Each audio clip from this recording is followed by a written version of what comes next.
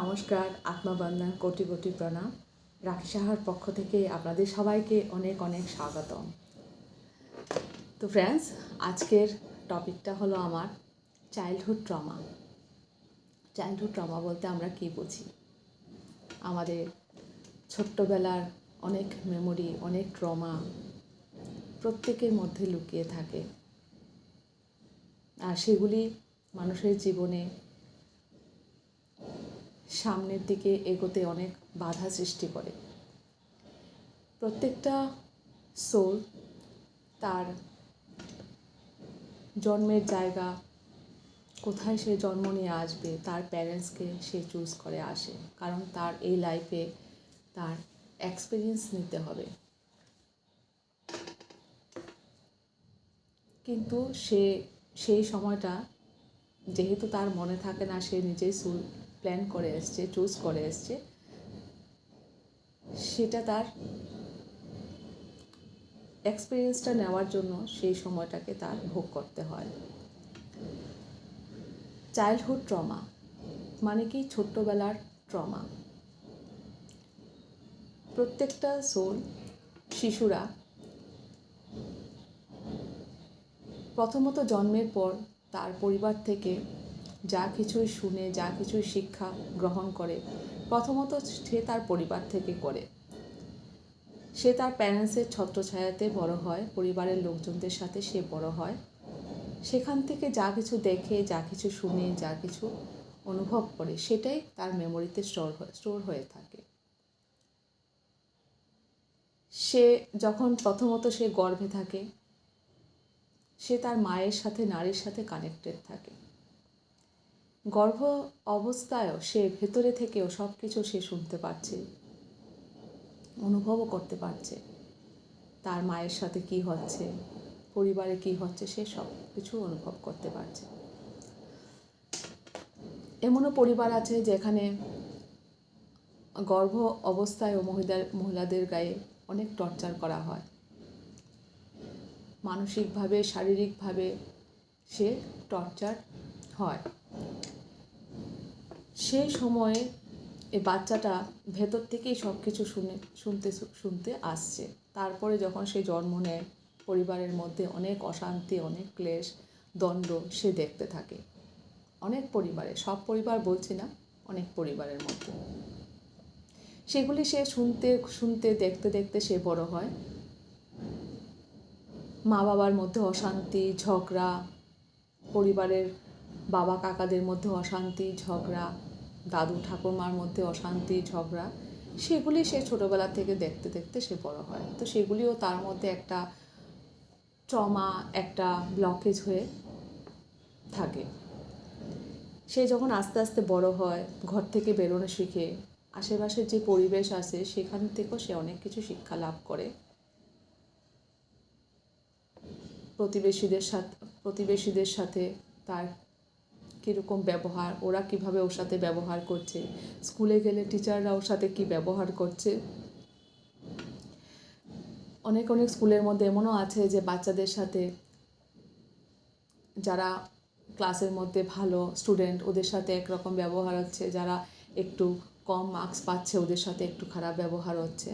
সব কিছু মিলিয়ে একটা বাচ্চা তার ছোটোবেলার যে মেমোরিটা স্টোর করে রাখে, আর তার মধ্যে অনেক ট্রমা হয়ে সেটা থাকে। যারা শিশুরা, মেয়েরা আছে, কন্যারা আছে, ওরা ছোটোবেলা থেকে অনেক রকমভাবে ফিজিক্যালি দেন সেক্সুয়ালি অ্যাবিউজ হতে থাকে, কিন্তু ওরা ভয়, লজ্জার কারণে কাউকে কিছু বলতে চায় না, পরিবারে এসে কাউকে শেয়ার করতে চায় না।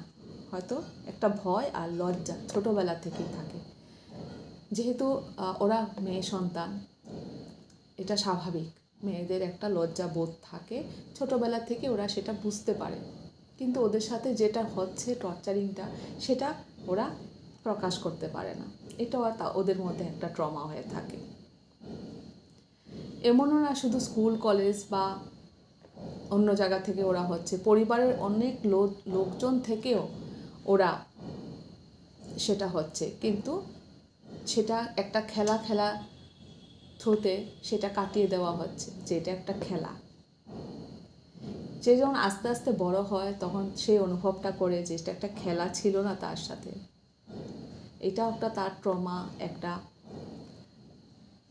ব্লকেজ হয়ে জীবনে থেকে যায়।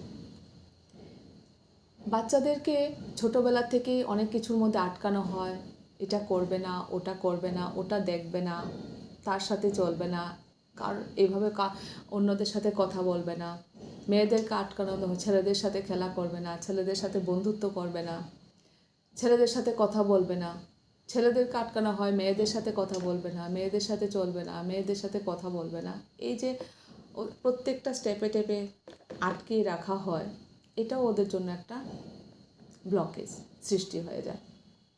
ওরা মন খুলে কথা বলতে পারে না, কারোর কাছে মন খুলে নিজেকে স্বীকার করতে পারে না। আস্তে আস্তে চাপতে চাপতে সেটা একটা ব্লকেজ তৈরি করে ফেলে।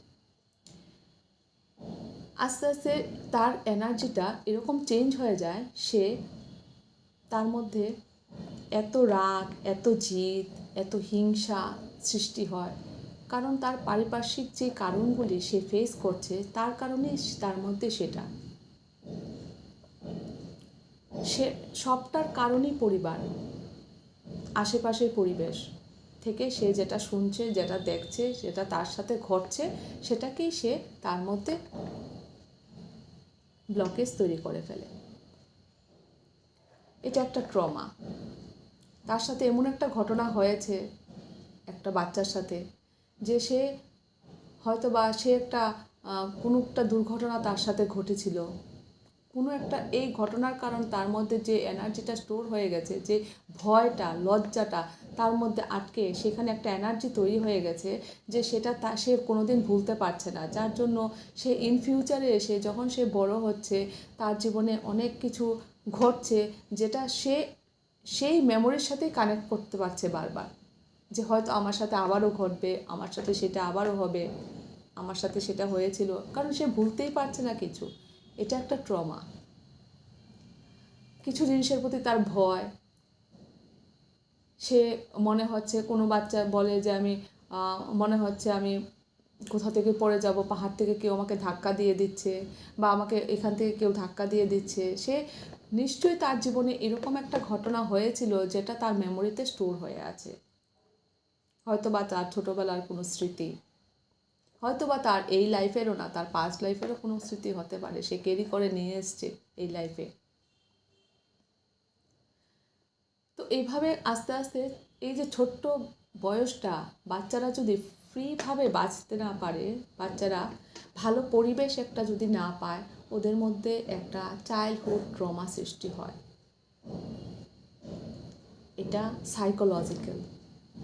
যখন বাচ্চাটা বড় হয় আস্তে আস্তে, অনেক সময় কোনো বাচ্চা এমনও হয় যে সে নেশাগ্রস্ত হয়ে যাচ্ছে, সে ড্রাগ এডিক্টেড হয়ে যাচ্ছে, আর কারণ কিন্তু সেই পরিবারের জন্য।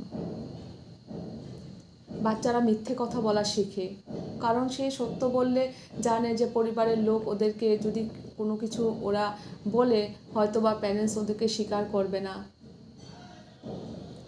সেই কারণে সে ছোটোবেলার থেকে মিথ্যা কথা বলা শুরু করে দেয়, সে তাকে লুকাতে শুরু করে দেয়। আস্তে আস্তে তার জীবনটা নেগেটিভের দিকেই চলে যায়। সে পজিটিভ ভাবনা চিন্তাই সে নিজের থেকে আস্তে আস্তে দূর হয়ে যায়, কারণ সে পজিটিভলি বড় হতে পারছে না ছোটোবেলা থেকে, সেই পরিবেশই পাচ্ছে না। পজিটিভ চিন্তাধারা করার মতন সেই পরিবেশটাই সে সেখানে পায়নি, তার জন্য তার মধ্যে সেই নেগেটিভিটি। একটা টক্সিক পরিবারের মধ্যে হয়তো বা সে জন্ম নিয়েছে, toxic family member, toxic parents, toxic হয়তো বা তার পরিবারের অন্য লোক, আশেপাশের লোক হয়তো বা টক্সিক। সেগুলি সে আস্তে আস্তে দেখতে দেখতে শুনতে শুনতে বড় হয়েছে, আর তার জীবনে নেগেটিভিটির ঘর করে গেছে। মানুষের সাথে দুর্ব্যবহার করছে বড় হয়ে, কার সাথে কি ব্যবহার করতে হবে সেটাও সে বুঝতে পারছে না, কাকে কি বলবে সেটাও সে বুঝে না। মুখে যখন যেটা মনে হচ্ছে সেটাই বলে দিচ্ছে, খারাপ ল্যাঙ্গুয়েজ ইউজ করছে, কারণ টোটালি সে এটা সবটাই তার ছোটোবেলা থেকেই সে পাওনা। কোনো কিছুই এমনি হেমনি হয় না, এই ব্রহ্মাণ্ডে কিছুই হঠাৎ করে কিছু হয় না, সব কিছু হওয়ার পেছনে একটা কারণ থাকে। আর একটা বাচ্চা তার জীবনে যা কিছুই ভালো খারাপ হচ্ছে সবটার পেছনেই তার সেই কারণ, যেটা সে ছোটোবেলা থেকে ফেস করে এসছে। যদি সে সুন্দর একটা পরিবেশের মধ্যে সে তার জন্মগ্রহণ হয়, পরিবেশটা যদি সুন্দর তার থাকে, তার গঠনই তার আলাদা হবে, তার পার্সোনালিটিটাও তৈরি হবে এইভাবে। আর যদি সে অনেক কিছু ফেস করে আসে ছোটোবেলা থেকে তার লাইফে, তার ক্যারেক্টারিস্টিকটাও এরকম তৈরি হয়ে যাবে। তো সব কিছু একটা সেইভাবে একটা স্টোর হয়ে মেমোরিতে থাকে, যেটা তার হিল হয় না। যেই কারণে যখন আস্তে আস্তে ফিউচারে সে বড় হতে থাকবে, তার পাস্টের কথা সে ভুলতেই পারবে না। তার পাস্ট তার মেমোরি হয়ে আছে, আর সেটাই তাকে কষ্ট দিচ্ছে, যন্ত্রণা দিচ্ছে, দুঃখের কারণ। সে কিছু অ্যাকসেপ্টই করতে পারছে না জীবনে, সে ভালো কিছুকে অ্যাকসেপ্ট করতে পারছে না। তার সামনে যদি কোনো ভালো ভালো অপরচুনিটি আসছে, সেটাকেও সে ইগনোর করছে, কারণ তার পাস্ট তাকে দিচ্ছে না তাকে সেই অ্যাকসেপ্টেন্স করতে।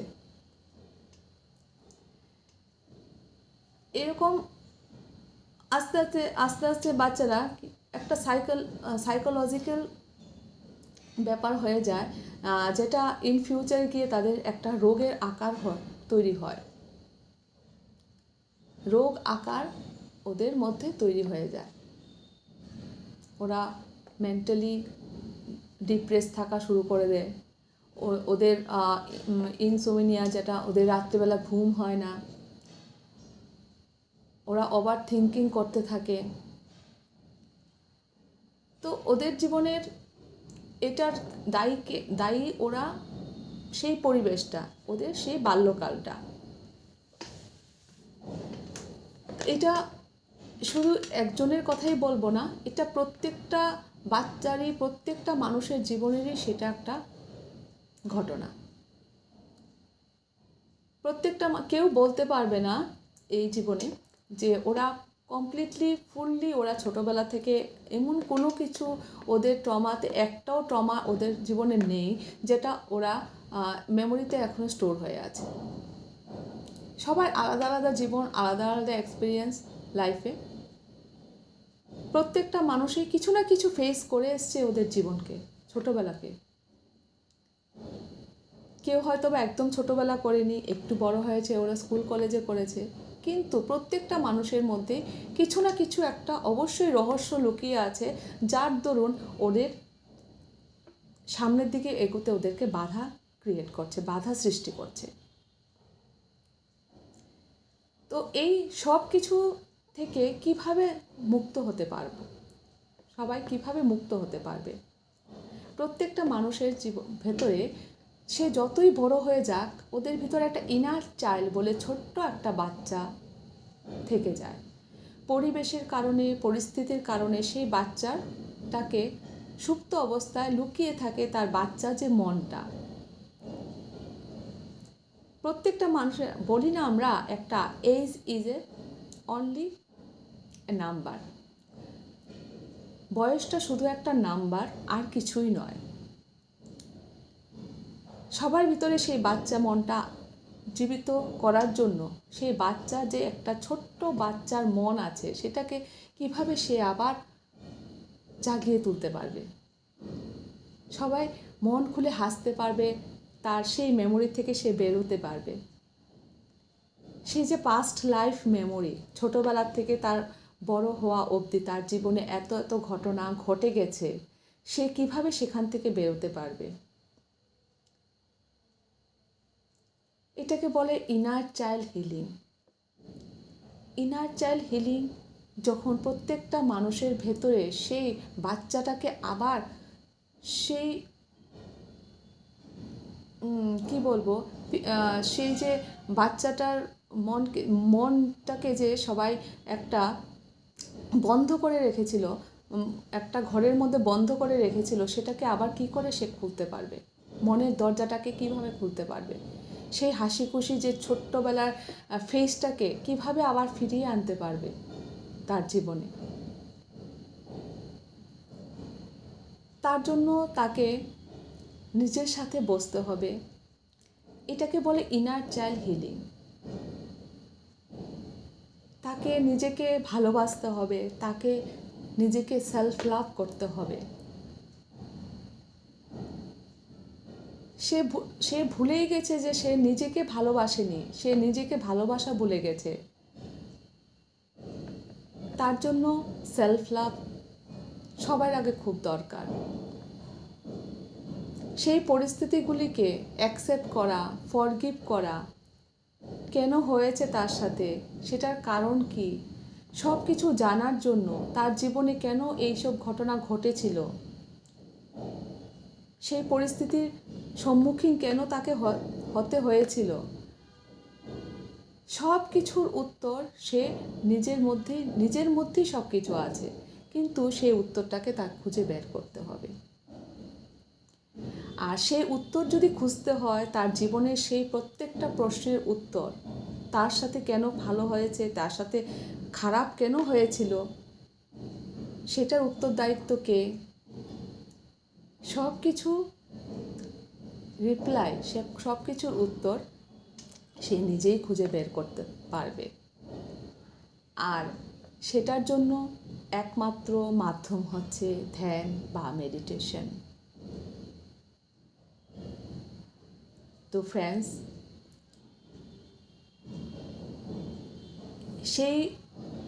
এখানে আমি আলাদা করে কোনো কিছু হিলিং বা কোনো কিছুর কথা বলছি না কাউকে। এটা একমাত্র মেডিটেশন দ্বারাই সম্ভব।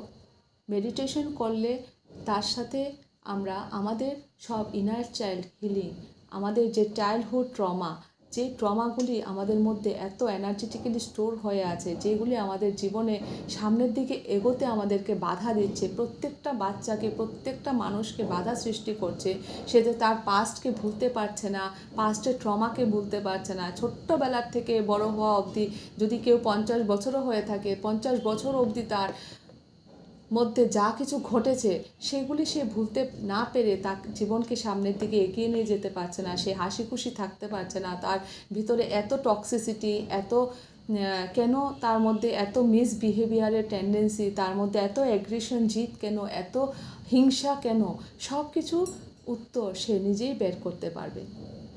আর তার জন্য খুব দরকার তাকে সেই পথে আসতে, আর তাকে জানার জন্য, সব কিছু জানার জন্য তাকে ধ্যান বা মেডিটেশন করতে হবে। আর ফ্রেন্ডস, এখানে আপনারা অবশ্যই জানেন যে আমি মেডিটেশন বা ধ্যান বিনামূল্যে করাই, বিনামূল্যে শেখাই।